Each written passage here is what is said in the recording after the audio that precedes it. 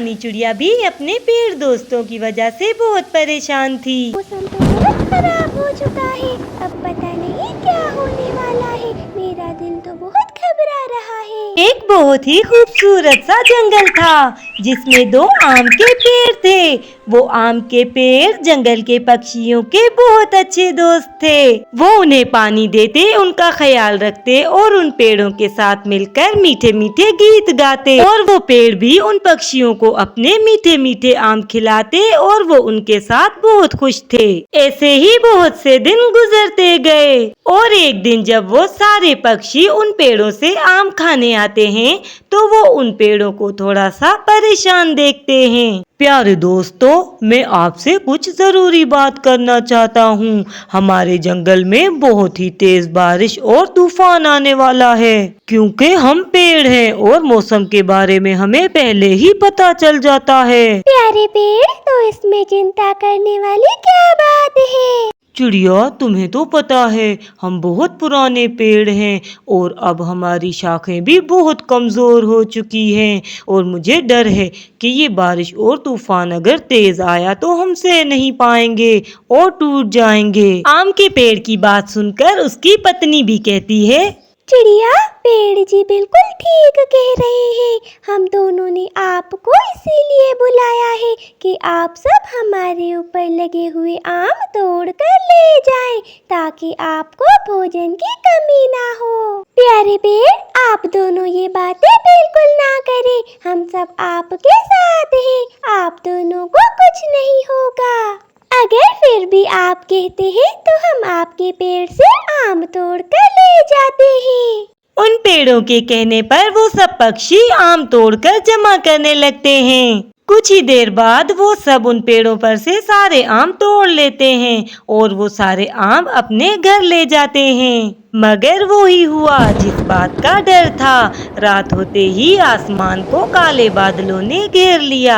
ऐसा मौसम देखकर वो दोनों पेड़ बहुत परेशान हो जाते हैं। पेड़ जी, मौसम तो बहुत खराब हो चुका है, अब पता नहीं क्या होने वाला है। मेरा दिल तो बहुत घबरा रहा है। पेड़ तो खुद भी बहुत परेशान था, मगर फिर भी वो अपनी पत्नी को दिलासा देते हुए कहता है, देखो, जो किस्मत में लिखा होगा वो ही होगा।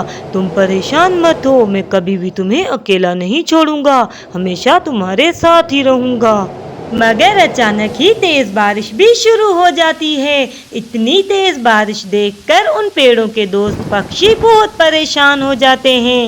अरे, ये तूफान तो बहुत तेज है, पता नहीं हमारे दोस्त पेड़ों का क्या हाल हुआ होगा। इधर रानी चिड़िया भी अपने पेड़ दोस्तों की वजह से बहुत परेशान थी। उफ, ये बारिश और तेज तूफान, अगर ये तूफान ऐसे ही चलता रहेगा तो हमारे दोस्त पेड़ों का क्या होगा।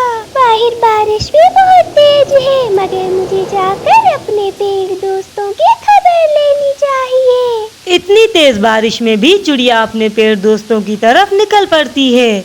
इधर बारिश और तूफान था के बढ़ता ही जा रहा था। हवा के तेज बढ़ते ही वो दोनों पेड़ बुरी तरह से हिलने लगते हैं। आम का पेड़ बहुत दुखी था क्योंकि अब उसे अपना बचना बहुत मुश्किल लग रहा था। मुनमुन, मुनमुन, अब हमारा बचना मुश्किल है, तुम जल्दी से मेरा हाथ पकड़ लो।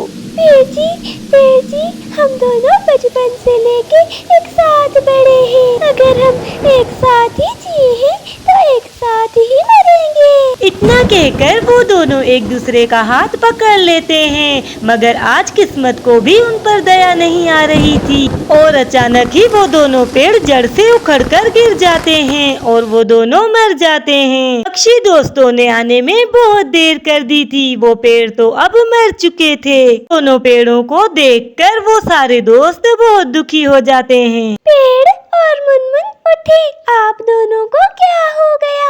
आप हमें ऐसे अकेला छोड़कर कैसे जा सकते हैं? अगर वो दोनों पेड़ तो हमेशा के लिए खामोश हो चुके थे, वो उन पक्षियों की बातों का क्या जवाब देते। रानी, अब हमारे दोस्त हमें अकेला छोड़कर हमेशा के लिए जा चुके हैं, तुम अब सब्र करो। टोली, हमारे दोस्तों ने हमारा हमेशा ख्याल रखा और जाते जाते भी ने हमारी ही चिंता थी। यूं उदास होकर वो सारे पक्षी अपने पेड़ दोस्तों की तरफ देखने लगते हैं, मगर अब वो कुछ न कर सकते थे। किसी के चले जाने से समय नहीं रुकता। रानी चिड़िया को अपने दोस्तों से बिछड़ने का बहुत दुख था। एक दिन वो अपने घर के बाहर बैठी हुई थी। न जाने क्यों वो उड़ती हुई उसी जगह चली जाती है जहाँ पर उसके दोस्त हुआ करते थे। रानी जब उस जगह पहुँचती है तो वो ये देखकर हैरान रह जाती है। जहाँ पर उसके दोस्त हुआ करते थे वहाँ पर तो 2 छोटे छोटे से आम के पौधे थे। आ गए, वापस आ गए, हमारे दोस्त वापस आ गए। रानी चिड़िया उन पौधों के लिए बहुत ज्यादा खुश थी।